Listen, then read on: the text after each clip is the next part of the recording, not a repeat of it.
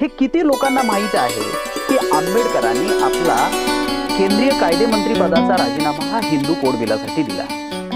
आता हे Hindu code bill जे आहे हे काय केवळ दलित महिलांचंच होतं का? तर नाही. तर हे देशातल्या ज्या काही त्या काळातल्या समग्र जाती धर्मातल्या ज्या महिला होत्या हे त्यांच्यासाठीचं कोड बिल होतं. हे बाबासाहेब आंबेडकरांनी हिंदू ज्या महिला होत्या ह्यांच्यासाठी राजीनामा दिला. बाबासाहेबांचा केंद्रीय मंत्रिमंडळातून बाहेर पडण्याचा दुसरा मुद्दा होता तो होता 340 कलम. आणि हा बेसिकली होता ओबीसीचा मुद्दा, की खास करून ओबीसीला रिझर्वेशन मिळण्याच्या संदर्भामध्ये ही पार्लमेंटमध्ये चर्चा झाली आणि एक कोण अदर बॅकवर्ड कास्ट असाव्यात याचा एक सर्वे करण्यासाठी जे कमिशन नेमलं ते नेहरू सरकार त्या वेळेला ते पोस्टपोन करत होतं. तर या संदर्भात बाबासाहेबांनी आपला राजीनामा दिला.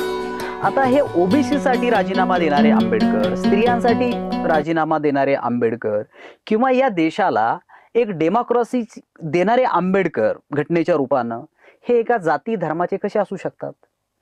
परंतु मुळात आमची रिसिव्हिंग तशी असेल, आमची समज तशी असेल तर त्याला काही कोणी दुसरं काही करू शकणार नाही. हे या देशाचं दुर्दैव आहे की हा देश आजही आपल्या जातीच्या पलीकडे बघायला तयार नाही. आणि हाच या देशातला मला असं वाटतंय मूलभूत प्रश्न आहे.